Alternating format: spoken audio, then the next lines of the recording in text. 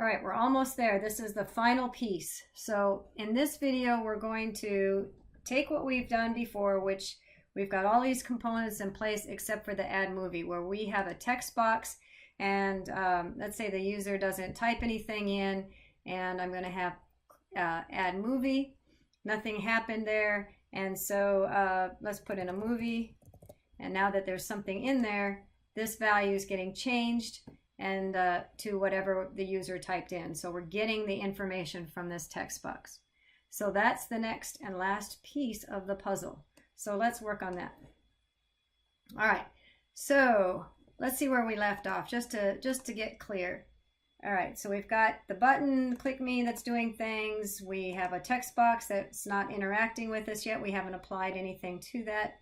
And we have a quit. All right, so then we are going to make some more code here. And we will, in this particular video, we're going to create the button to add the movie, and then to change the label from user entry. Okay, so here we go. The first thing we need to do then is let's create the label, and we already know how to do that. Let's call it label movie equals, we know to do label, we're going to type root, we're going to say text equals enter, let's see, nothing entered yet. How's that? Okay, and then we need to stick it onto our window. So let's just do grid for now and see that that's all working. Yep, we've got that in there. Okay, good. That's a start. So now we need to create a button that will get this value. So let's do that next. So now we're going to create the button. So button entry equals, it's a button, and we need to get to we need to send the root, and we're going to put what's on the button. So what's on the button is text equals add movie. And then we're going to add the command, which is the method that we're going to write when the user clicks on that button. And we'll call it add movie. All right. And now we need to attach that button, btn entry.grid. Perfect. And now we need to write that method. So let's just def add movie. And then let's just print in the method, just so we know that it works before we start actually writing the code to make it work. Okay, so now let's run this and make sure our button prints out this movie string. So let's see. All right, so nothing entered yet. Yep, we did that. And so now when I click on this button, it did print out in the method. So I know that so far everything is working.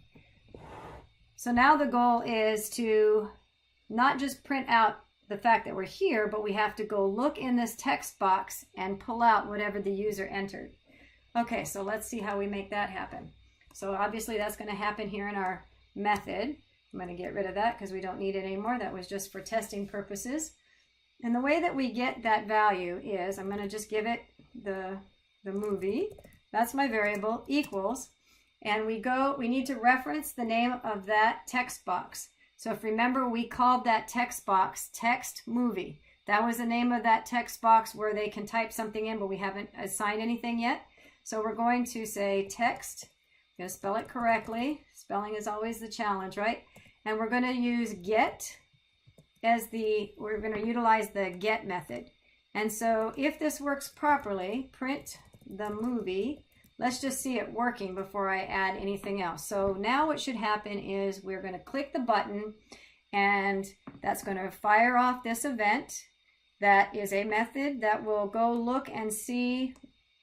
This method will go look into that text box, get the value the user typed in, put it into this variable, and then print that variable here to our screen so we can see it. Whew, really? Yep, let's try it. Okay, so we're going to hit run. And I don't have anything in there right now, so I'll put in Jumanji. I'm kind of on a Jumanji kick at the moment, I guess. Add movie, and See, it worked. We're getting closer. So I know that that's on the right track. But now I need to apply it to that label. And so I need to take this and stick it onto that label that we just created. Well, we saw in the last video how you can do that. Remember, we did we had to use configure again. So it's the same concept. So instead of doing it to a button, we're just going to do it to our label. And so we should be able to, therefore, what is the name of the label we just created? We just created this label called LBL movie. And then I can use that configure method, and text equals the movie. So now I'm changing the text value, this right here, changing it from nothing entered to whatever we got from the user. So let's see if that works. And so now I've got nothing in here at the moment. Should come up on something else. Oh, Sound of Music. That's a good one. One oldie. And then click on Add Movie, and we see that that label did in fact change. So we've got the value from the text box, and we printed it out onto our label. And then the other thing I would double check before, it's always good to troubleshoot, what happens if they don't put anything in there? I've got a little bit of, that's not really intuitive. So maybe maybe I will only change this if, let's see, if the movie, you don't have to put the parenthesis there, that's habit from another language, but it works, does not equal to an empty string. In other words, if the user didn't leave that field blank when they clicked on that button, then and only then update this value. So if we run this again, then we should see nothing entered in yet. So I didn't put a value here. Add movie. This didn't change because the if condition said only change it if this is not empty. If the user, make sure the user put something in first. They put in Sound of Music. And now that that field is no longer empty, that something has actually been filled in, we can click on Add Movie, and then you see that that's changing. Sweet. All right, so the only thing left is a little bit of formatting. And in our sample, let's see if I can pull our original sample up. Looks like now we have, instead of 2 columns that we set up originally, now we have 3 columns because I put the movie on the same row as the other 2. So potentially what I've done here is I've probably done a column span, extended this text box over 2 columns, this over 1 column. So 1 and then column span 2. We saw how to do that in a past video. I'll put each of these into its own column, and then I'll do a column span of 3 to extend this label across the bottom here. So let's finalize that. We've done that sort of thing already, but we're going to just summarize and do it again. So the label is, that top label is going to be 1 and 1, so that seems fine. We said this second text box I'm going to expand over 2 columns. So starting at column 1, column span, UMN, span equals 2. So we'll span that over 2 columns. And let's see, then we have some button things going on. So which button is this? Our quit button. We're going to put that on the last column, right? So row 1, column 2 is the 1 to 3rd column over. Remember, it starts at 0. And then our increment button, we are going to move that over a column also. And so this Add Movie button we'll put on the 1st column. Row equals 3rd row down, 0, 1, 2. And column equals 0, right?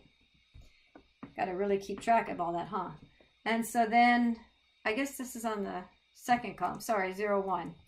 We're putting our label on the 3rd column, so I got that confused. Okay, so the label is going on the 3rd column, which is 0, 1, 2. 3rd row.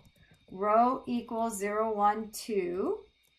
And then it's going to expand. It's going to span over column span equals 1, 2, 3 columns. All right, so assuming I did that right, and I know that was kind of confusing, but here we go. There it is, working perfectly. So our label is taking up 1 column.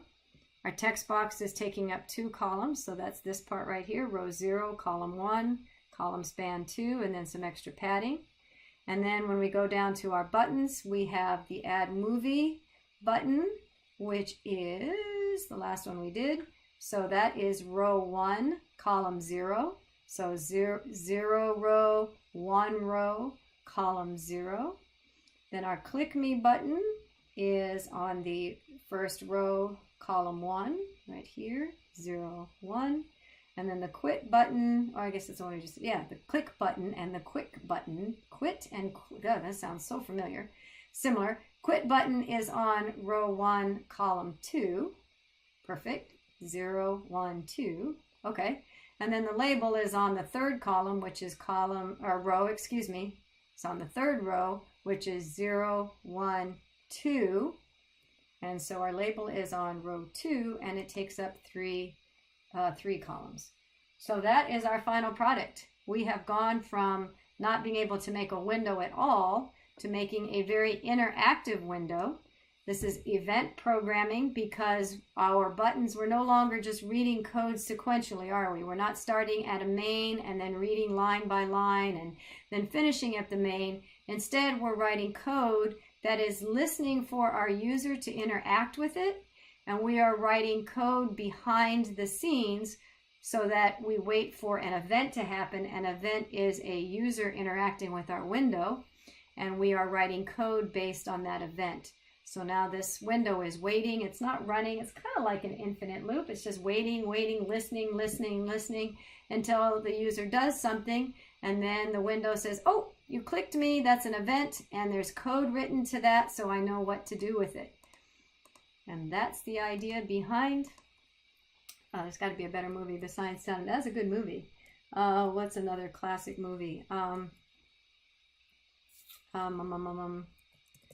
this is going to date me. Night at the Roxbury. Night at the Roxbury. Oh, good movie. Some of you are going, what? Check it out. It's a good movie. Anyway, so we're going to add the movie. An event happened, and that's displayed in the label. So there you have it. Windows, creating windows, and event programming.